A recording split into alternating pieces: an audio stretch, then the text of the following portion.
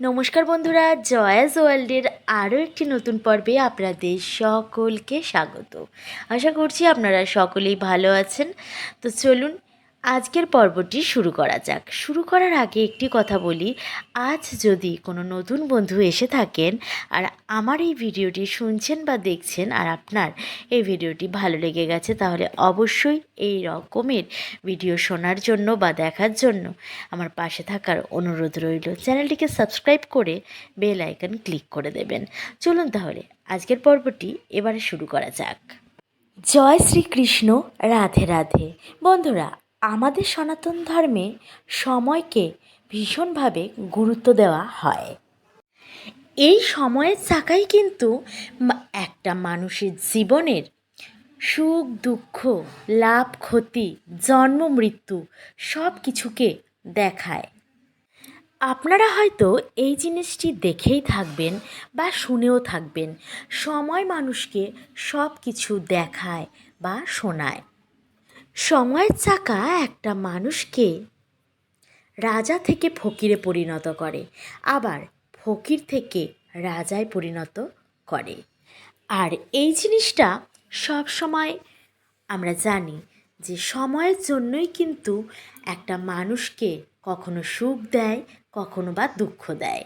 কিন্তু বন্ধুরা, আপনারা কি কখনো ভেবে দেখেছেন আপনার জীবনে কখন শুভ সময় আসবে? সে কথাটি বা সে সময়ের কথাটি আমরা আগে থেকে কিভাবে জানতে পারবো? বন্ধুরা, এতক্ষণ ধরে হয়তো ভাবছেন আজকের ভিডিওটি কি নিয়ে হতে চলেছে। হ্যাঁ, একদম ঠিকঠাক আপনারা গেস করেছেন। আজকের ভিডিওটি এই ব্যাপারটি নিয়েই হবে। আগে থাকতে কিভাবে মানুষ জানতে পারবে যে সুখ কিংবা দুঃখ তার জীবনকে ভারাক্রান্ত কিংবা সুখে আচ্ছন্ন করছে। ভালো সময় আসার আগে বেশ কিছু সংকেত দেওয়া হয়। এই বিষয়ে ভগবান শ্রীকৃষ্ণ নারদমুনিকে জানিয়েছেন। হিন্দু পৌরাণিক গাথা অনুযায়ী একদিন নারদমুনি যখন শ্রীকৃষ্ণের সাথে দেখা করতে এলেন, তখন তিনি শ্রীকৃষ্ণকে বলেন, হে পরমেশ্বর ভগবান, কৃপা করে আমাকে বলুন কিভাবে একটি মানুষ তার জীবনের ভবিষ্যতের শুভ সময় সম্পর্কে জানতে পারবেন। তখন উত্তরে শ্রীকৃষ্ণ ভগবান বললেন, হে মুনিবর নারদ, আমি আমার ভক্তদের ভালো সময় আসার আগে কিছু সংকেত দিয়ে থাকি।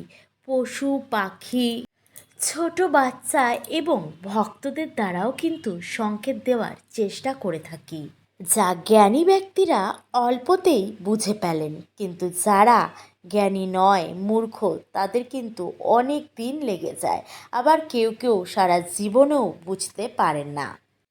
ভগবান শ্রীকৃষ্ণ আরও বলেন, হে মুনিবর নারদ, এই সংকেতগুলির মধ্যে যে কোনো একটি সংকেতে যদি যে কোনো মানুষের মধ্যে দেখে থাকেন বা সে নিজেও অনুভব করতে পারে, তাহলে নিশ্চিত রূপে তার ভালো সময় আসতে চলেছে। এই সংকেতগুলির মধ্যে প্রথম সংকেতটি হলো যখন কোনো মানুষের ব্রহ্ম মুহূর্তে আপনা আপনি ঘুম ভেঙে যায় বা চোখ খুলে যায়, আর সেই মানুষটি নিজের অজান্তেই ভগবানকে মনে মনে স্মরণ করতে থাকেন, কিংবা মানুষটির ওই সময় মনে হতে থাকে যে অন্য কেউ তাকে ভালো দিশা দেখাচ্ছে। তখন এই ধরনের মানুষেরা মনে করতে পারেন যে তাদের ভাগ্যের দুয়ার খুলতে চলেছে আর খুব শীঘ্রই সফলতার নতুন নতুন রাস্তা বের হতে থাকবে তার সামনে। এই সময় সেই ব্যক্তিটিকে স্বয়ং আমি নিজে সাহায্য করি সামনের দিকে এগিয়ে যাওয়ার জন্য। বন্ধুরা, যদি আপনাদের এই ব্রহ্ম মুহূর্তে ঘুম ভেঙে যায় আর নিজের অজান্তেই এমনটাই আপনাদের মনে হয়, তাহলে নিঃসন্দেহে এটি বুঝে নেন যে আপনারও যে কোনো দিক থেকে ভালো সময় আসতে চলেছে। দ্বিতীয় সংকেতটি সম্পর্কে শ্রীকৃষ্ণ বললেন, হে মুনিবর নারদ, যখন কোনো মানুষ মন থেকে খুশি থাকে এবং সর্বদা তার মুখে একটা হাসির ঝলক দেখা যায়, এবং এমন মানুষ যে তার নিজের রাগ বা ক্ষোভের ওপর কন্ট্রোল রাখতে পারে, সেই ধরনের মানুষদের জীবনে খুব শীঘ্রই ভালো সময় আসতে চলেছে। এই ধরনের মানুষেরা যখন একটি বিষয় নিয়ে ভাবেন, মানে ভালো বিষয় নিয়ে ভাবেন, তখন তারা কিন্তু নিজেরাই উপলব্ধি করতে পারেন যে সত্যি সত্যি তাদের জীবনে সেই ভাবনাটাও কখন যেন সত্যিতে পরিণত হয়ে যায়। বন্ধুরা, আপনারা নিশ্চয়ই এই কথাটি শুনেছেন যে প্রসন্ন চিত্তে মানুষের মধ্যে ভগবান বিরাজ করে থাকে। যে ব্যক্তি নিজেকে নিয়ে কখনো অখুশি থাকেন না, ভগবানের দেওয়া একটু ছোট্ট জিনিস পেয়েও সে নিজেকে প্রসন্ন রাখতে পারে, সেই ব্যক্তি অনেক সময় ভগবানের কাছে কিছু না চাইতেও অনেক কিছু পেয়ে থাকেন। তৃতীয় যে সংকেতটির কথা ভগবান শ্রীকৃষ্ণ বললেন, যদি কোনো গৃহস্থ বাড়ির দরজার সামনে কোনো গরু বা গোমাতা খাবারের জন্য আসে, কিংবা কোনো হনুমান বা বাদর কোনো মানুষের ঘর থেকে কোনো খাবার আপনা থেকেই উঠিয়ে নিয়ে যায়, অথবা তার বাড়িতে কোনো পাখি এসে আপনা থেকেই বাসা বানায়, বা বিড়াল অথবা কুকুর যদি তাদের বাচ্চা প্রসব করে, সেই মানুষটিকে তখন বুঝে নিতে হবে সামনে যে সময় আসতে চলেছে সেই সময়টি তাকে সে যতটুকু শক্তিশালী আছে তার থেকে দ্বিগুণ শক্তিশালীতে পরিণত করতে চলেছে, এবং সেই ব্যক্তিটি জীবনে আরও বড় হবে এবং উচ্চতর দিকে এগোতে সহায়ক হবে। চতুর্থ সংকেতটি হল, যদি কোনো বাড়িতে কোনো ছোট ছোট বাচ্চারা আপনা থেকেই খেলাধুলা করতে আসে, অথবা কোনো ছোট বাচ্চা কোনো ব্যক্তিকে দেখে বারবার হাসে, তাহলেও এটি ভগবানের সংকেত বলেই কিন্তু মনে করা হয়।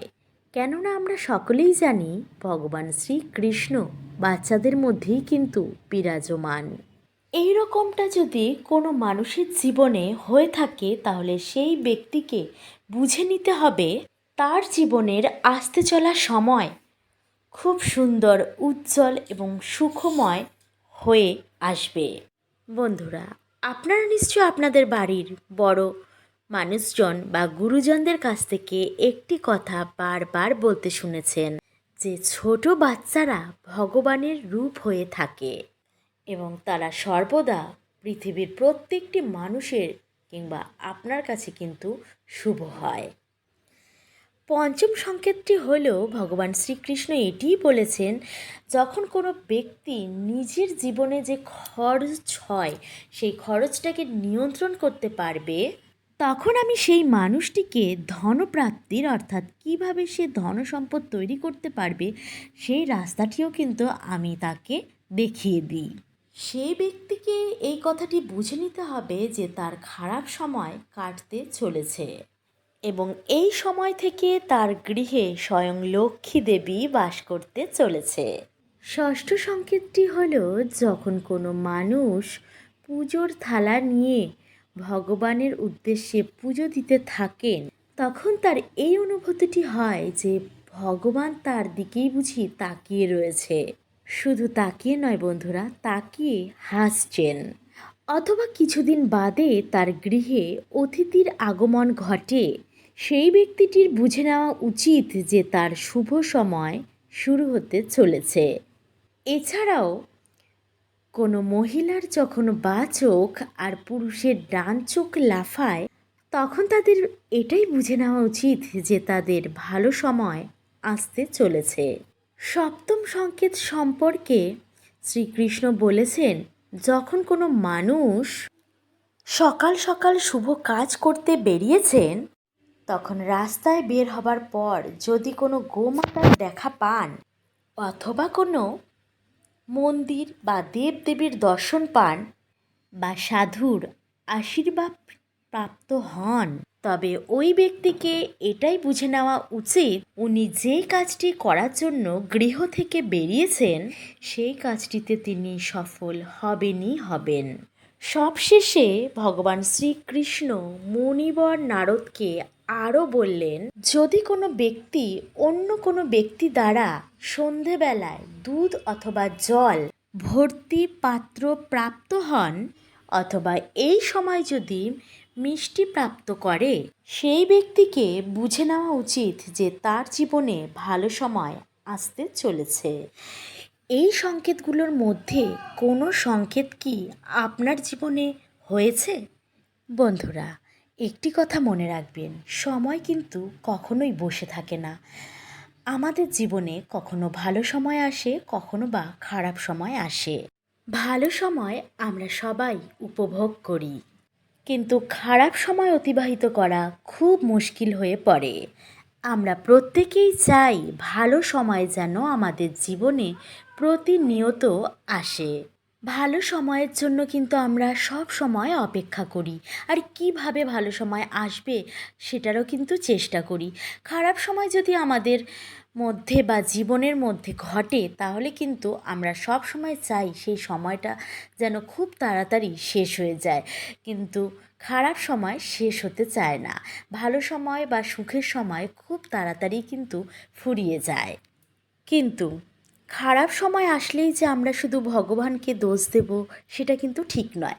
ভগবান যেমন খারাপ সময় আসার আগে কিছু কিছু সংকেত দিয়ে থাকে, তেমনি ভালো সময় আসার আগেও কিন্তু অনেক সংকেত দিয়ে থাকে, যেটি আজকের ভিডিওতে আপনাদের সাথে আমি শেয়ার করেছি। আমি জানি না আপনাদের কার কেমন লেগেছে। যদি ভালো লেগে থাকে অবশ্যই কিন্তু কমেন্ট বক্সে কমেন্ট করে জানাবেন। আর সবার মনের মানসিক অবস্থা যেহেতু সমান নয়, সেক্ষেত্রে কারো কারো মনে হবে যেন আমি যেই কথাগুলো বলেছি এগুলো ঠিক নয়, আবার কারো কারো ক্ষেত্রে মনে হতে পারে যে এই কথাগুলো ঠিক। তো যাই হোক, চলুন আজকের ভিডিওটি এখানেই শেষ করলাম। আবার দেখা হচ্ছে অন্য একটি নতুন পর্বের সাথে। ততক্ষণ আপনারা ভীষণ ভালো থাকবেন, সুস্থ থাকবেন, আর অবশ্যই একে অন্যের সাথে জুড়ে থাকবেন। নমস্কার।